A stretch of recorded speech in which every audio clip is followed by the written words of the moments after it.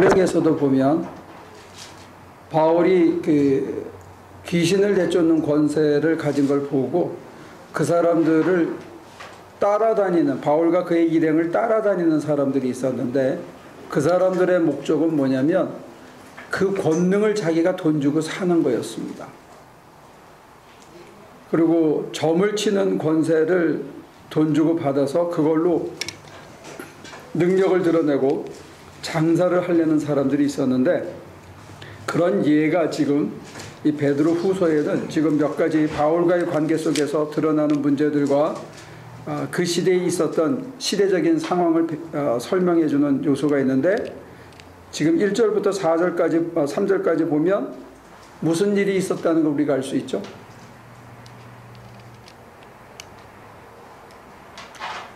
베드로 후서가 쓰여지는 시대에 초대교회 안에 무슨 일이 있었다는 겁니까? 거짓 교사들이 나왔다는 거죠. 근데 거짓 교사들의 특징은 여기서는 두 가지예요.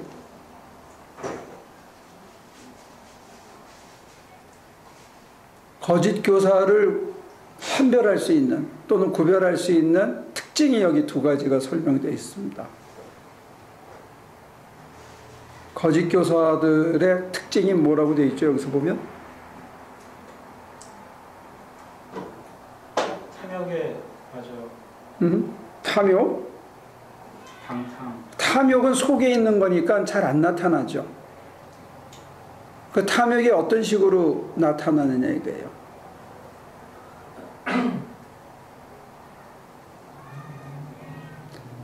그 사람들이 가르치면 그 가르침을 배운 사람들이 어떻게 드러나느냐.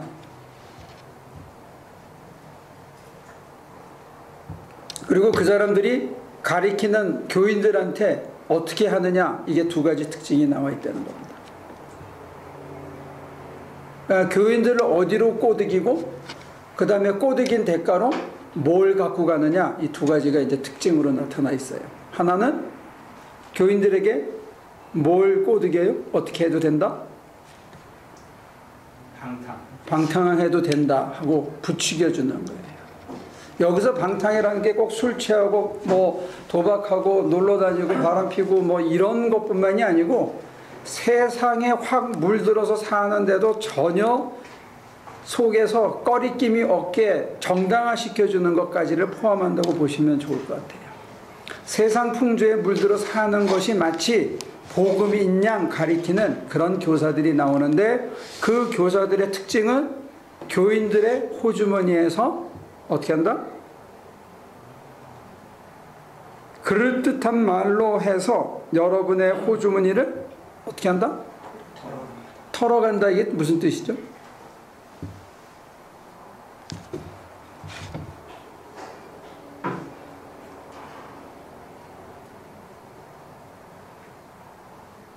한국에는 뭐 정확한 소식인지 모르겠는데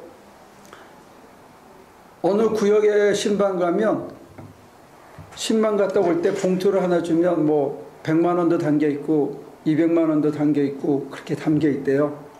그래서 신방을 쭉 하고 나서 그 다음에 비자금을 관리하면 그게 몇십억이 된다는 거예요. 그런 게 호주머니를 털어가는 겁니다. 교인들은 1차적으로는 원치 않지만 기독교인의 라이프스타일이라는 것은 검소하게 사는 걸 뜻합니다. 심플하게 사는 걸 뜻합니다. 그리고 더 정직하게 얘기하면 가난하게 사는 것을 특권으로 여기고 사는 삶을 뜻합니다. 그 이유는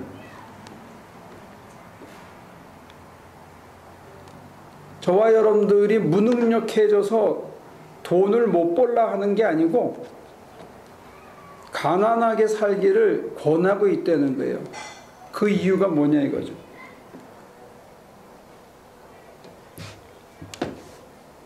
왜 기독교인들에게 조금 가난하게 살기를 권합니까?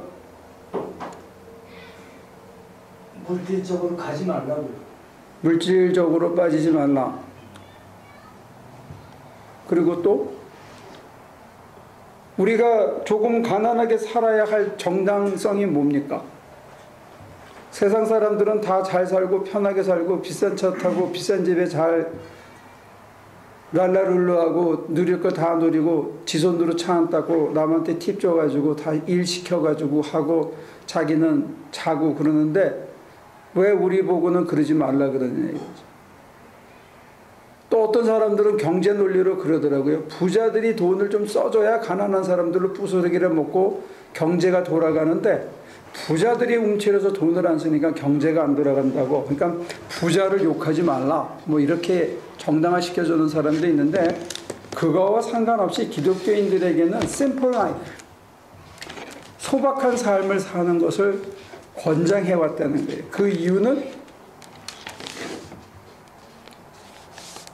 가난한 자는 복이 있나니? 가난한 자는 복이 있나니? 그 이유는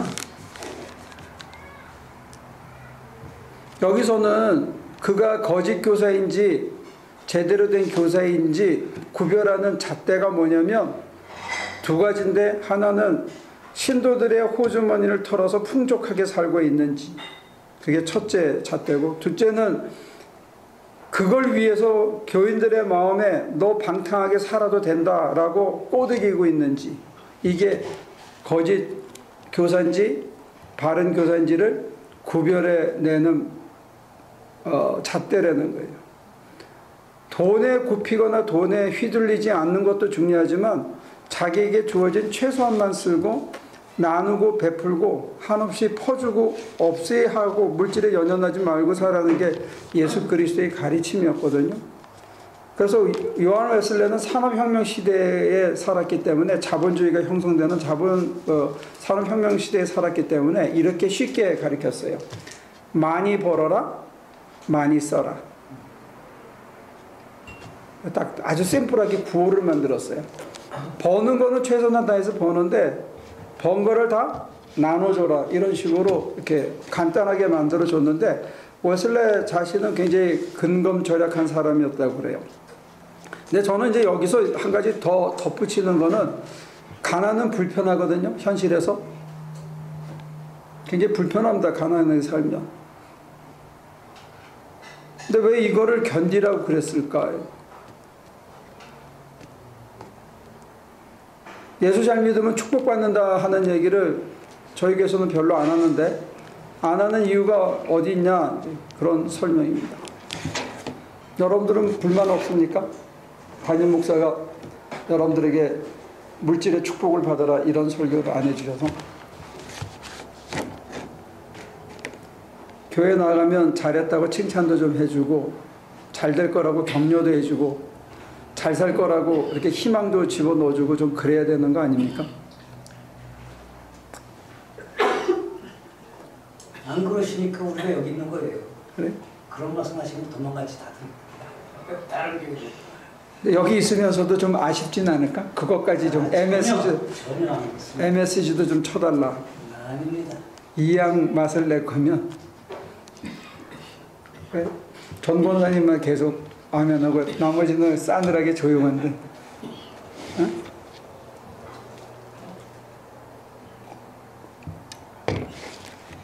가난하면 여러분들한테 기다림을 통해서 인내라는 품성을 씹어주시는 것 같아요. 인내할 수 있게 해주네요. 기다리는 거예요. 오래 참을 줄 아는 거예요. 오래 참을 줄 아는데 조금 얍삽하게 MSG를 치거나 야합하거나 쉽고 편하게 가기 위해서 소위 저희 공사용어로는 야매로 하거나 이런 거를 안 하도록 우리들에게 실력이 갖춰진다는 거예요. 이거는 사실은 성실성의 문제입니다. 그 다음에 땀 흘리고 수고함을 통해 가지고 여러분들에게 체력을 줍니다. 그것도 하나의 실력인 것 같아요.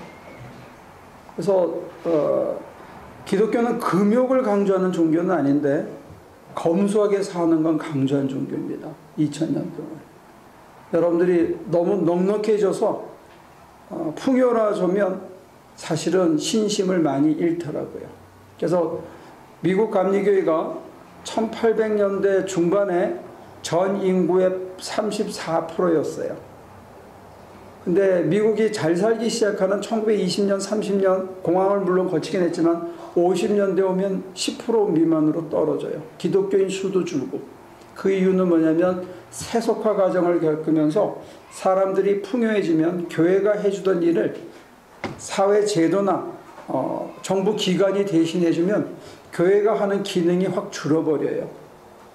그러면 교인들이 처음에는 헌금을 안 하고 내 돈이 좋은데 안 쓰인다고 생각하고요. 두 번째는 교회에 나가서 특별히 어떤 의미가 없다고 생각하는 거예요. 이게 참 역설적이죠. 고생하는 거 싫으면서도 너무 교회가 늘어지고 편한 거 보면 교회를 나가기 싫어. 이게 사람의 이중적인 잣대인 것 같아요. 우리 교회처럼 그렇게 안 하면 괜찮은 것 같은데 실제로 몸은 고되고 고생스러워. 그래서 그거는 또 싫어. 이게 사실은 저와 여러분들의 이게 텐션입니다. 이게 옳은 것 같기는 한데 하려고 그러니까 몸이 힘들어. 귀찮아. 그리고 벌써 또 11월 달에 또 가. 그러는데 뭐 목사님은 11월 초에 또 간다고? 그럼 여러분들한테 이게 프레셔가 되는 거예요. 그러면서 이제 질문이 생길 수 있는 게 아니 그렇게 고생해가지고 뭐 달라지는 게 있나? 뭐가 나은가? 뭐가 다른가? 이런 의문이 들 수 있습니다. 여러분들은 어떠세요? 필립 아빠는 그런 질문이 안 들어? 소박하게 살고 고생하고 남 자기 쓸 거 안 쓰고 도와주고 그렇게 하고 참고 하나님이 해줄 때까지 기다리고. 여기서는 다 그 보답을 못 받지만 뭐라고 해서 성경에 써 있죠? 생명체계 기록이 된다. 다음이 개런티가 된다는 얘기. 난 그런 건 잘 안 믿고. 그건 뭐 주면 덤이고 살아 있는 동안에 계속 바뀌는 것 같아요. 왔다 갔다. 왔다 갔다. 네. 어떻게 왔다 갔다 해요? 그러니까 말씀하시는 게 옳다, 좋은 것 같다 이렇게 생각이 들다가도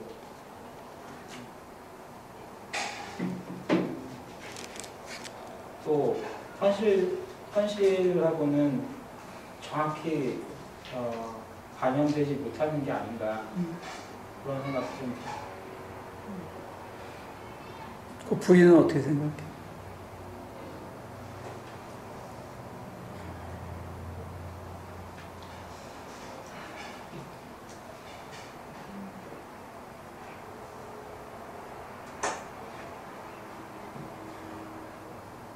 남편이랑 똑같이 생각해요? 어느 정도는 것 같아요. 그래요? 현실에서 뭐가 안 되지? 이게 적용 가능한 이론인가? 그런 생각이 들어요? 예를 들면 가난하게 산다고 해서 반드시 또 그런 말씀하신 것들이 따라가지 않을 수도 있는 거니까 가난하게 살면 더 예를 들면 마음이 쪼그라들고 짜증도 나고 남을 볼 수 있는 그런 시선도 더 좁아지고 내 문제가 더 급하니까. 그것도 좋은 지적이고 굉장히 현실적인 진단인 것 같아요. 태호 씨도 그렇게 생각해?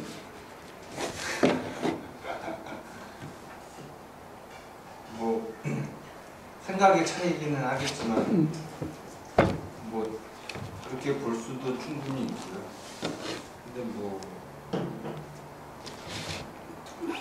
예를 들면 뭐 애들 뭐 가르친다 하면은 뭐 다 뭐 학원에 보내는 것도 다 돈이니까 못 보내게 되면 아무래도 부모 입장으로서는 조금 위축이 되는 건 사실일 것 같고 그게 또 긍정적으로 생각하면 그러면서 뭐 기도해주면서 뭐 위로 나름 하나님의 위로를 구하는 좋은 방편도 될 수 있겠지만 그럴 만한 믿음까지 자라는 거는 이게 좀 이게 목사님 말씀하시는 이게 느껴지면 그게 확실하게 하나님이 이 속에서도 위로하시고 또 뭔가를 말씀하시려고 하고 도와주시는 걸 느끼면 아무래도 힘은 더 나겠죠. 아무래도 주변에서 이제 다 하는데 나만 좀 못하는 것 같고 우리 애들만 좀 못하는 것 같으면 조금은 위축이 되지 않을까 싶은 생각이 들어요. 유정이 아빠는 어떻게 생각해요? 생활이 아무래도 힘들어지면 그만큼 심적으로나 마음으로 부분에서 좀 힘들어지는 분들이 많이 있을 수 있는데 또 반대로 생각하면 너무 풍족하거나 그렇게 되면 또 여기 나한테 좀 방탕하게 되는 그런 삶으로 갈 가능성이 많이 있다는 생각이 들거든요. 그럴 것 같으면 차라리 좀 가난한 좀 해서 마음이라도 좀 하나님한테 기댈 수 있는 그런 게 낫지 않을까 생각이 듭니다. 그 필립이 아빠하고 필립이 엄마는 가난한 게 불편해? 돈 많았을 때가 불편해? 불편한 것만 치면 가난하게 불편하죠. 그래? 필립이 엄마는?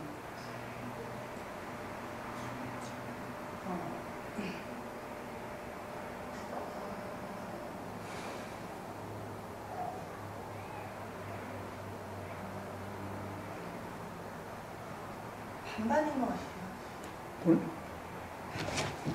얘기해봐요. 반반미야? 아주 특별한 진단이네. 제가 이제 상황이 바뀌고 나서 어느 정도 이제 시간이 흐른 다음에 이렇게 드는 감정이 참 되게 감사하다는 마음이 드는 부분이 있더라고요. 가난해져도? 네, 옛날에는 더 좋은 것만 원했었거든요. 지금 갖고 있는 게 소중하지 않았고 그거보다 항상 더 좋은 거를 원했었어요. 근데 막 여러 가지 일들을 겪고 보니까 지금이 너무 소중하구나. 내가 지금 갖고 있는 것도 너무 좋은 거구나. 그런 감사한 마음이 들기 시작하면서 이것도 나쁜 것만은 아니구나라는 생각이 드니까 근데 내가 그거를 자처해서 겪지는 않을 것 같거든요. 어쩔 수 없으니까 겪는 거지. 그러니까 어차피 이렇게 된 거지만 내가 알 수 없었던 것, 그 전에라면 알 수 없었던 것들을 알게 돼서 참 좋다 그런 생각이 들고 그러면서 그게 반이고? 네, 이쪽 반은 뭐야? 반인데 그러면서 과연 이제 바뀔 수 있을까라는 의문도 그러니까 어떤 그런 신앙생활이라는 게 너무 어떤 특별하고 한정된 장소나 그런 시간 속에서만 그게 이루어지지 현실하고 부딪혔을 땐 전혀 안 되더라고요. 안 되는 이유가 뭔 것 같아요? 아직도 제가 너무 큰 것 같아요. 그러니까 뭐 선교 가고 뭐 남을 돕고 하는 것도 좋은 걸 수 있지만 사소하게 제 생활에서 이루어지는 것들에서는 아직도 너무 마음에 이렇게 부대끼는 일들이 너무 많고 막 꼴보기 싫은 사람도 너무 많고 미운 사람도 너무 많고 그러니까 이렇게 시간이 지날수록 꼴보기 싫은 사람하고 미운 사람은 돈 있거나 돈 없거나 상관없이 있을 거 아니에요. 돈 있으면 꼴보기 싫은 사람이 적은가? 그런 이유로 그렇게 되는 경우가 이제 생기니까 그러니까 돈 때문에? 뭐 그런 경우도 있고 또 괜히 그런 생각이 들어서 그런 걸 수도 있고 그거는 그 사람에 대해서는 제가 얘기는 안 들어봤으니까 저는 모르는 건데 그래서 좀 같아요. 이렇게 너무 다른 게 적용이 안 되는 게 일단 너무 이렇게 부대껴요.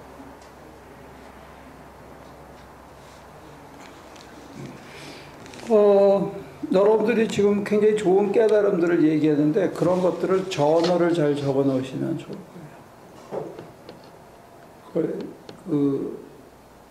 스피리추얼 저널이라 그러는데 그게 뭐냐면 여러분들의 일종의 지금 하나님의 만남을 통해서 내 생각이나 가치관이나 이런 것들이 지금 조금씩 달라지고 바뀌고 있는 것들을 적어 놓으면 나중에 우리가 지나온 길을 처음 들어서서 오는 사람들을 돕는 좋은 매뉴얼이 될 수가 있어요. 근데 지금 그런 얘기들은 사실은 쉽게 다 털어놓고 누구에게 쉐어하기 힘든 거고 자칫하면 오해의 소지도 있고 네가 뭐 얼마나 변했다고 이런 욕을 먹을 수도 오히려 도와준다고 한 게 그럴 수도 있는 상황이기 때문에 잘 적어놔서 정말로 친밀하고 정말 절박한 사람에게 나는 그것을 어떻게 극복해서 어떻게 내 생각이 달라졌던가를 잘 적어놓는 게 도움이 될 거예요. 그래서 그걸 가끔 읽어보고 저는 좀 뭉뚱거려서 사실은 주보를 지금까지 15년을 쳐왔잖아요. 매주 한 번씩. 이게 일주일 동안 제가 얻고 깨닫고 묵상하고 를 지금 적어온 거거든요. 그래서 10년 전에 1년치, 5년 전에 1년치 지금 다 묶어놨어요. 이거 주보 소리만. 그래서 읽어보면 하나님께서 저를 어떻게 다듬어 가시는지가 보이는 것 같아요. 그러니까 여러분들도 나름대로 더 진솔하게 해놓으면 제가 하는 걸 이렇게 점만 찍어주는 것 같고 여러분들이 아주 디테일하게 고비고비를 그런 사람들에게 도움을 줄 수 있을 거예요. 좋은 간증 감사하고요. 사실은 가난해지지 않았으면 배울 수 없었던 것들이 있다면 그 마음과 그 자세와 가치를 간직하고 더 키우면 경제적으로 넉넉해졌을 때 여러분들이 거기에 휘둘리지만 않는다면 돈에 휘둘리지 않고 나한테 돈 얼마 빌려주면서 내 마음을 아프게 했던 사람들이 했던 똑같은 실수를 나는 안 할 수 있을지도 모르잖아요. 그래서 예를 들면 우리 교회가 굉장히 어려웠지만 우리는 딴 데서 선교비 받은 적은 없거든요. 물론 이제 그 돌아가시는 황혜행 선교사님이 그 우리가 집 지어준 게 감사하다고 선교비를 후원해 주신 적은 있지만 사실은 큰 도움을 받았죠. 그럴 때. 근데 우리가 지금 어느 정도 재정적으로 여유가 생긴 다음에 지금 우리한테 과분할 정도로 한 7교회, 8교회를 거의 매달 200불 정도씩 돕고 있거든요. 근데 우리 입장에서는 그거 사실은 작은 거 아니에요. 전체로 치면 한 평균 10개 한 달에 한 2,000불 정도가 다른 교회에 또는 개인에게 이렇게 캐시로 도와주고 있는데 그 외에 뭐 선교 가고 이런 거 빼고도 근데 여러분들 여기에 누가 도와줬다는 편지 같은 거 거의 없잖아요. 우리는 보고서를 요구한 적도 없고 어떻게 잘 되고 있냐를 물은 적도 없고 그냥 생각날 때마다 기도하고 응원하는 거지 그 사람들에게 아무것도 요구하는 게 없거든요. 그거는 우리가 어려워봤을 때의 경험을 살려서 지금 조금 나아졌을 때 누굴 도와주면서 전혀 공치사를 안 하는 거죠. 그리고 그 사람들한테 그 작은 돈을 받으면서 어떤 부담감을 느끼지 않도록 할 수 있는 대로 배려를 하려고 그러는 거죠. 그러니까 여러분들이 지금 자본주의 사회에 와서 경제라는 게 너무 지나치게 큰 비중을 차지하게 됐지만 공산주의 사회에서는 조금 달랐을 거예요. 근데 지금 우리가 돈을 너무 지나치게 비중을 두고 있는 게 아닌지 모르는데 하여튼 가난해졌을 때 얻었던 영적인 지혜와 감사를 계속 유지해가지고 부하든지 중간의 삶을 살든지 흔들리지 않으면 그때 여러분들이 하시는 행동이 또 다른 사람을 돕는 숨겨진 실천이 이 사회의 가치관을 흔드는 큰 힘이 될지도 모른다는 생각을 해요. 세상 사람들은 다 공치사하기 좋아하고 또 내가 도와줬으니까 네가 나한테 머리 숙이고 내가 너 도와준 걸 인정해 주기를 바라고 고맙다 소리를 만날 때마다 해주기를 바라고 또 그런 사람들은 내 어떤 애티튜드가 확 바뀌기를 불필요하게까지 바랬는데 우리가 그런 자리에 들어가서 기다려줄 줄 안다면 세상 사람들의 잣대가 무력하다는 걸 보여줄 수 있을지도 모르죠. 아마 예수님이 보여주신 소박한 스타일, 라이프 스타일은 돈 많은 사람들에게 챌린지하고 가난한 사람들에게 하나님이 너희와 함께 있다는 걸 보여주는 징표가 되지 않았는가 싶어요. 그리고 돈이나 권력이나 세속적인 힘만 가지고 사는 게 아니라는 것. 그런 게 있지 않나 생각을 해요. 근데 이제 제가 여러분들에게 하나 간증하는 거는 어느 날 가난하게 살기로 제가 받아들인 거예요.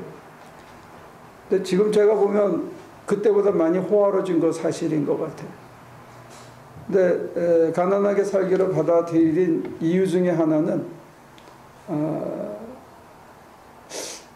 세상이 줄 수 없는 다른 어떤 자유나 다른 그 마음의 평강이나 이런 세상이 있더라는 거죠. 그거를 누리기 위해서는 어쩔 수 없이 한 가지는 포기해야 된다. 근데 오늘 여기서 얘기한 대로 한다는 거면 여러분들이 호주머니를 터는 거는 포기해야 된다. 저로서는. 그러니까 교인들이 따로 주는 돈, 교인들의 주머니를 털어서 제 월급을 올리는 이런 일은 하지 말아야 된다. 근데 부차적으로 그렇게 사니까 부차적으로 한 가지는 좋고 한 가지는 나쁜 게 있어요. 그게 뭐냐면 시간이 많이 남아. 돈이 없으니까 시간이 남아요. 객지 오니까 시간이 남으시죠. 사회생활이 없으면 시간이 남아요. 이 시간을 어떻게 보느냐, 이건 가치 중립적인 거거든. 시간 자체가 이게 재산이에요. 돈 버느라고, 돈이 있어서 친구들 만나느라고 시간을 같이 덩달아 막 썼는데 돈이 없으면 시간이 남아, 역설적으로. 사회생활이 줄고. 근데 이 재산을 어떻게 쓸 거냐, 이 시간이라는 재산을. 이거는 가치 중립적이에요. 여러분들이 뒹굴뒹굴 하면서 무력하게 보낼 수도 있고 이 시간을 잘 활용해가지고 돈 안 생기는 일이지만 투잡, 쓰리잡, 포잡까지도 뛸 수 있어요.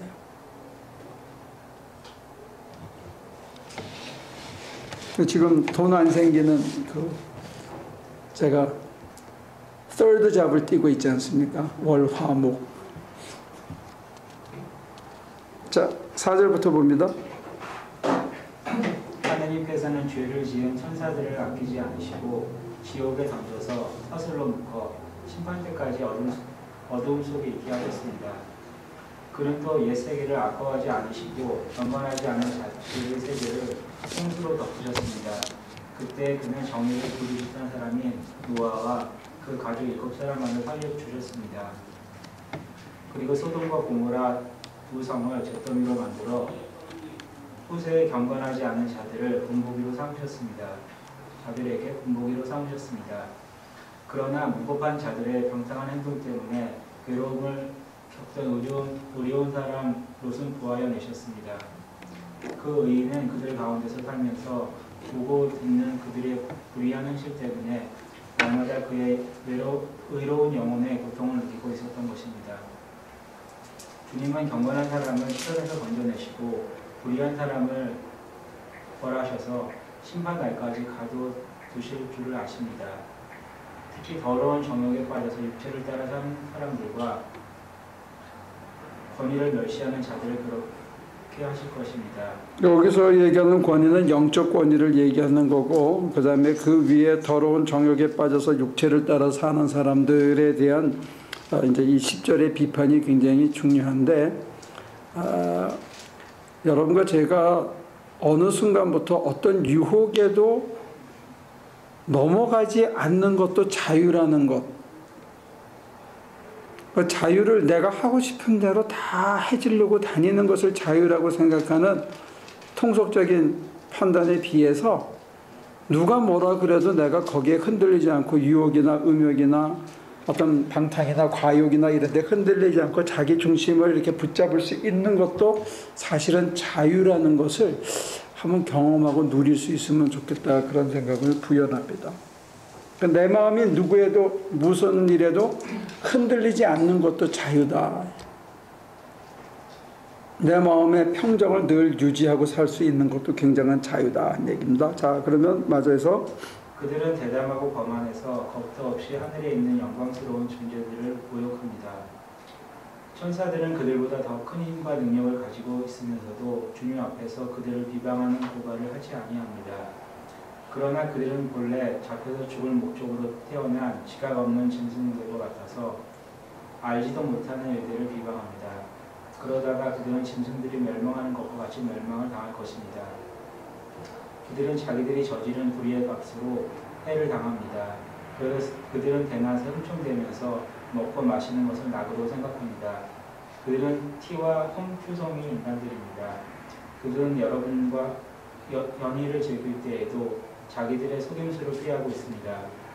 그들의 눈에는 간음할 상대자들밖에 보이지 않습니다. 그들은 죄를 짓기를 그치지 않습니다.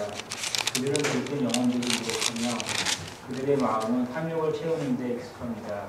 그들은 저주받은 자식들입니다. 그들은 바른 길을 버리고 그릇된 길로 갔습니다. 불의의 싹을 사랑한 불의의 아들 발람의 길을 따라간 것입니다. 그러나 발람은 자기의 범죄에 대하여 책망을 들었습니다. 말 못하는 나귀가 사람의 소리로 말하며 이 예언자의 미친 행동을 막은 것입니다.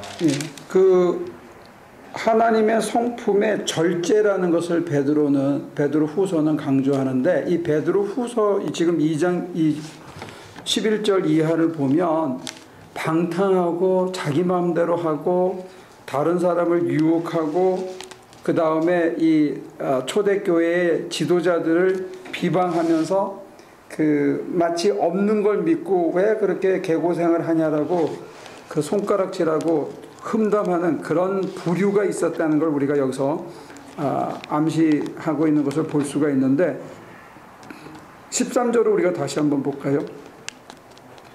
그들은 자기들이 저지른 불의의 값으로 해를 당합니다. 그들은 대낮에 흠청대면서 먹고 마시는 것을 낙으로 생각합니다. 그들은 티와 흠투성이 인간들입니다. 그들은 여러분과 연애를 즐길 때에도 자기들의 속임수를 꾀하고 있습니다. 그 한국의 비싼 식당에는 점심 때는 남자들은 거의 없다며요. 그런 얘기 들어보셨어요? 한국 가보셨으니까. 점심에 가서 전부 여자. 그 남자들은 어디 갔지? 회사에서 바쁘고 돈 벌러 다니거나 아니면 퇴직당에서 공원에 있고, 부인들은 그 돈 가지고 백화점에서 쓰고. 너무 여성을 비하하는 그런 악한 얘기인데 정말로 고생하는 여성들도 많죠. 그런데 여기서 지적하는 거는 있잖아요. 그런데 넘어가지 않는 것, 그 다음에 그런 마음이 전혀 들지 않는 것, 이게 하나님의 성품에 참여하는 거라는 거예요. 일장의 전제가. 그래서 하나님의 성품에 참여하지 않으면 흥청대는 데서 인생의 만족을 느끼거나 아니면 그런 사람들이 부르는 연애 자리에 같이 끼어서 내가 그 중에 한 멤버가 됐다는 것에서 안정감을 찾거나 이런 것을 할 수가 있다는 거예요. 그러니까 지금 1장하고 2장을 대조적으로 보면 1장에 참여한 사람과 그렇지 못한 사람들의 삶의 행동 양식이 달라진다는 거죠. 그러니까 우리는 돈이 있냐 없냐, 경제적으로 어려우냐, 내가 무슨 난관을 당했냐, 실직을 당했냐, 여기에 포커스를 두는데 1장에서는 내가 하나님의 성품에 참여하고 있냐 있지 않냐, 여기에 포커스를 두는 게 다른 거예요. 그러니까 제가 어쩌면 여러분들을 잘못 미스리드하고 질문을 던졌는지 모르는데, 가난할 때와 가난하지 않을 때의 잣대가 아니라 지금 베드로 후서가 얘기하는 잣대는 하나님의 성품에 참여하는 것과 참여하지 않는 거에 겉으로 드러난 양식이 너무 다르다는 거예요. 그러니까 내가 절제를 해가지고 이 정도는 나 없어도 산다. 누가 유혹해도 내가 흔들리지 않는다. 근데 그때 굉장히 자유롭다는 거예요. 그때 내 마음에 태어나서 처음으로 평화라는 것, 흔들림 없는 평화라는 게 있다는 거예요. 그래서 저는 제가 만든 단어이긴 하지만 좀 의미를 부여해서 만든 단어지만 뭐냐면 아침에 일어났을 때 아 좋다 하는 기분이 들면 좋다는 거죠. 근데 많은 경우에 아침에 일어나서 찌부둥하거나 뭔지 모르게 막 뭐가 이렇게 좀 이렇게 뭉친 것 같거나 가슴에 저녁에 잠들 때 오늘 하루 잘 살았다. 아유 오늘 정말 열심히 살았다. 오늘 신나게 살았다. 이런 마음이 없이 뭐가 이렇게 찜찜하고 허전하고 공허하고 이러면 그건 아니라는 거죠. 그러니까 신의 성품에 참여한다는 거는 저와 여러분들이 하루를 살고 나서 잠자리 들 때 하루 잘 살았다. 오늘 참 좋네, 오늘이. 그래서 그 마음이 내 안에 들어오면 여러분들의 자녀들이나 여러분들의 배우자를 봤을 때 특히 뒤통수를 보면 불쌍하게 보여야 돼요. 측은하게 보여야 된다. 필립이 엄마는 저 사람 뒤통수 보면 측은해 보이나? 어제부터 처음으로? 야, 어제 무슨 일이 있었냐? 응? 어제 특수한 그런 일이 있었는데 무슨 계시를 받은 건 아니고 자기 아내가 뒤를 봤을 때 참 저게 나한테 시집와서 아 참 고생 많이 하고 나 때문에 속도 썩고 참 미안하고 뭐 이렇게 자질구질이 설명을 못해도 그냥 뒤통수만 봐서 측은하다, 안 됐다, 참 딱하다 이런 마음이 드는 거는 내 안에 그만큼 절제와 자유가 있기 때문에 그렇다는 거예요. 여러분 안에 하나님의 성품이 회복될수록 내가 내 앞에 나타난 사람들에 대해서 측은지심이 생긴다. 근데 그게 없으면 사람이 각박해집니다. 사람이 각박해지면 사람과 사람의 만남도 각박해질 거 아닙니까? 각박한 사람은 여유가 없거든요. 다른 사람에 대해서 배려하기도 힘들고 콱콱 올라오잖아요. 콱콱 올라오면 좋은 말이 나갈 수가 없죠. 좋은 말이 나가면 안 나가는데 좋은 말이 안 돌아오면 결과적으로 자기 인생이 점점 싫어지죠. 그래서 여러분들이 한번 필립이 아빠는 보면 안 됐고 미안하고 그래? 그런 마음 들죠. 그게 있어야 돼. 그러니까 나이 들어서 같이 부부 생활을 하면 막 뜨거운 버닝 러브가 아니고 이 측은지심이 생겨야 된다. 안 됐고 안타깝고 미안하고 고맙고 이게 발전하면 동지애가 됩니다. 그래야 같은 목표를 향해서 갈 수 있다는 거죠. 그러니까 사랑의 색깔이 바뀌는 건 저와 여러분들의 그 성품이 바뀌는 거고 거기서 연습되고 익숙해진 사랑이 무사람에게로 넓혀지는 거죠. 근데 만약에 그게 없으면 인생이 외롭습니다. 사람이 격박하기 때문에 주변에 사람이 없지요. 나한테서 그런 사랑이 안 나가는데 내 옆에 그런 사람이 붙겠습니까? 오케이. 12절, 17절. 이 사람들은 물없는 샘이요 폭풍에 밀려가는 안개입니다.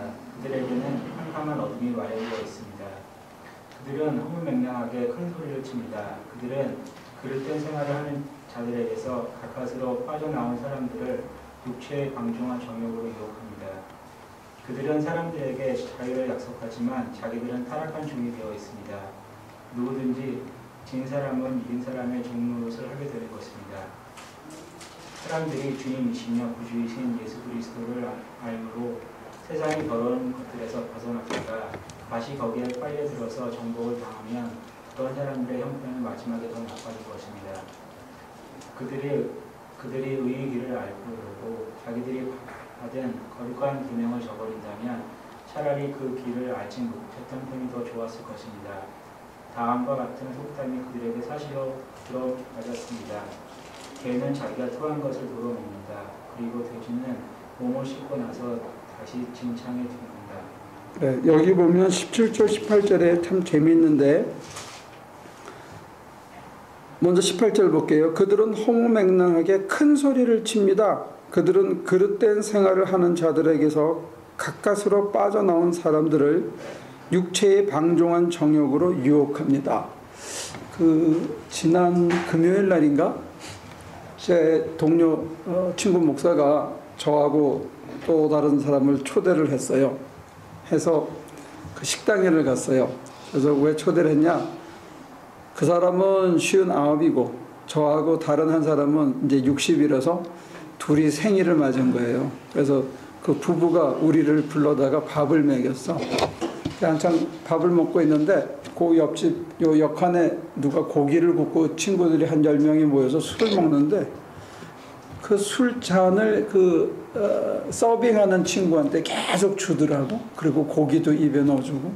서브하는 사람이니까 감사하기도 그렇지만 무슨 얘기를 하려고 그러냐면 이 술 인심하고 담배 인심하고 주사기 바늘 인심이 제일 좋대요. 그런 얘기 들어봤어요? 주사기 바늘 처음 들어. 아 그래? 그것도 쉐어한다는. 이게 다 몸에 안 좋은 거는 사람들이 아끼지 않고 쉐어를 하는. 나만 하는 게 아니고 너까지 해야 된다는 이게 풀어지면 늘어져서 이게 사람들에게 하는데 이 죄에는 그런 맛이 있어요. 사람을 풀어지게 하고 자기 경계를 느슨하게 하고 같은 끼리 그룹에 대해서 이게 너그러워지는 거예요. 그래서 깽단이 주는 맛 속에는 그런 맛도 있다고 그래요. 잘 못 빠져나오게 하는. 그런데 좋은 거 가지고 풀어줘서 좋은 거 가지고 서로 나누고 좋은 거로 사람들을 이끌어 가려는 거는 사실은 더 어려운 것 같아요. 짜릿짜릿한 유혹과 순간적인 보상이 있거든요. 나쁜 짓은. 근데 그런 거 할 때는 사람들이 옆에 있는 동료들에게 너그러워져서 잘 나누는 것 같아요. 잘 품고. 근데 우리가 사랑으로 녹아져서 내 거 줘도 전혀 아깝지 않은 이게 사실은 쉽지 않은데 그게 되면 자기는 되게 편해진다는 거예요. 그래서 예수님이 우리한테 하나님의 성품에 참여하라고 권하는 것 같아요. 내가 편한 거예요. 일단 나를 나눠주면. 근데 지금 이제 2장 후반부의 결론은 뭐냐면 21절에 그들이 의의 길을 알고서도 자기들이 받은 거룩한 계명을 저버린다면 차라리 그 길을 알지 못했던 편이 더 좋았을 것입니다. 아주 어렵고 힘들다가 살만해지면 풀어져 가지고 이상한 길로 가는 사람들이 있었다 하는 것을 여기서 알 수 있습니다. 초대교회에서도 이렇게 낙심하고 그 길을 달아난 사람들이 있었다는 거죠. 지금도 마찬가지일 거예요. 사실 제가 신학교를 갈 때가 1980년이니까 지금 35년 됐거든요. 그때만 하더라도 신학교에 점심값이 없어서 밥을 못 먹는 시골에서 올라온 학생들이 있었어요. 근데 그 사람들이 다 이제는 중견 목회자들이 됐는데 어느 날부터 성공, 대접, 그 다음에 뭐 교권을 가진 감리사, 감독 이런 사람들이 되면서 편해지고 쉬워지고 그렇게 되면서 교회가 권력기관이 되거나 무슨 이익을 내야 되는 집단인 것처럼 관리제도가 들어오고 효율성이 들어오고 어떻게 하면 마진을 더 많이 내는 그런 의식을 갖게 되면서 이게 결국은 안타까운 거는 천상의 기쁨을 누리고 사는 세계가 있다 하는 거를 잊어버린 게 아닌가 하는 안타까움이 있어요. 아까 가난의 짐을 통해서 감사라는 세계가 있다는 것을 만약에 봤다면 굉장히 좋은 세상인데 그 세상이 저 너머의 세상이 아니라 내가 매일 살고 있는 여기서 그런 게 있잖아요. 그런데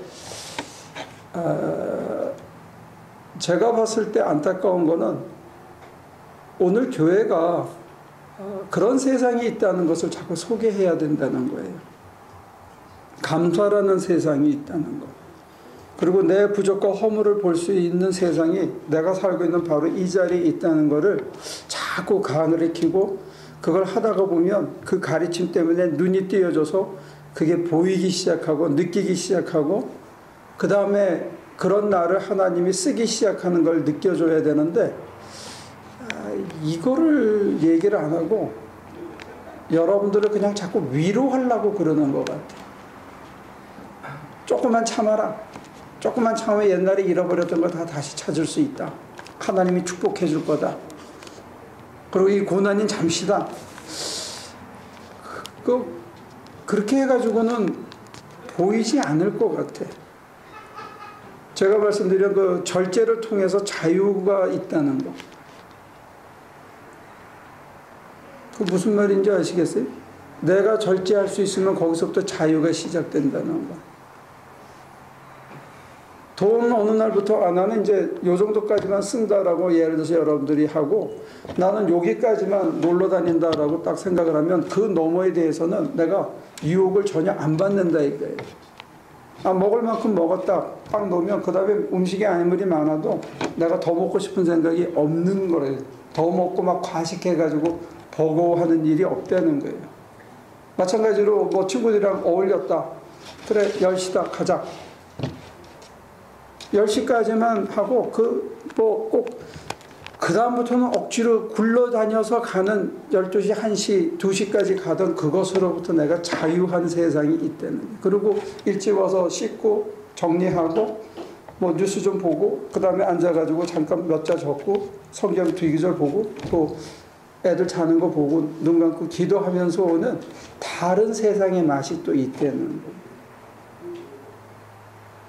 저는 오늘 현대교회가 왜 그거를 자꾸 안 가르쳐 주는지 아까운 것 같아요. 그러고는 자꾸 교회만 나오라고 그래. 와서 소리 지르고 기도하라 그러는데 그럼 집에 가서는 뭐 할 거냐. 그 베드로서 1장이 강조했던 하나님의 성품, 절제, 덕, 인내, 이게 하나님의 성품이라는 거 여러분들이 기억하시고 갖출 수 있으면 좋을 것 같아요. 인내할 수 있으면 별로 밉지 않아요. 여러분들이 자기 부인이나 자기 남편한테도 말을 절제할 수 있으면 관계가 그렇게 나빠지지 않아요. 부부간에도 말을 절제할 줄 알면 좋을 것 같아요. 감정도 절제할 줄 알아요. 그죠? 우리 참 특이하지 않습니까, 여러분들? 하나님의 성품으로 말했다는 거. 절제가. 인내가. 신성이래요, 신성. 그게. 하실 얘기 있으면 하시죠.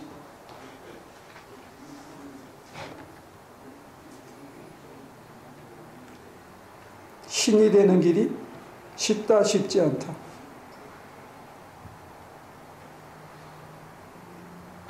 쉽지 않은데 되기만 하면 사는 게 쉽다.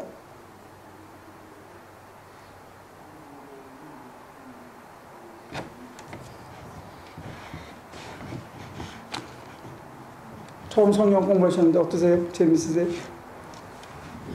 난해합니까?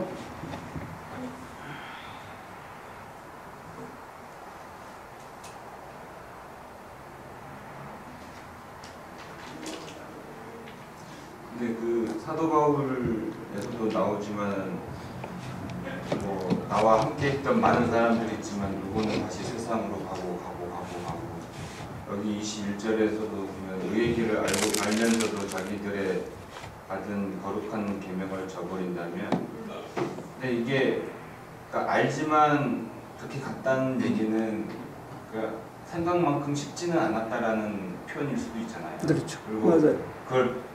그걸 경험했다고 하더라도 언제든지 백스라이딩 했기 때문에 또 옛날 길로 다시 다 갔다는 얘기인데, 그러니까 저희들의 상황을 보면 뭐 특별히 저도 보면 많이 그런 것 같거든요. 오히려 시간이 요즘에 일을 없으니까 더 많이 남는 건 당연히 알고 잘 보내야겠다는 생각도 하면서 이때일수록 더 하나님께 잘 보내야겠다 하면서도 몸은 다른 일을 하고 있는 걸 보면 이게 생각만큼 이 생각대로 이 말씀에서 했던 것들 뭐 주일도 뵙고 수요일도 오고 목요일도 오고 이렇게 연습하는 것 같은데도 불구하고 이 현실에서 이걸 쳐내지 못하는 제 자신의 그런 한계들이 하나님한테도 이제 그러면서도 여쭤는 보지만 그래도 안 바뀌니까 참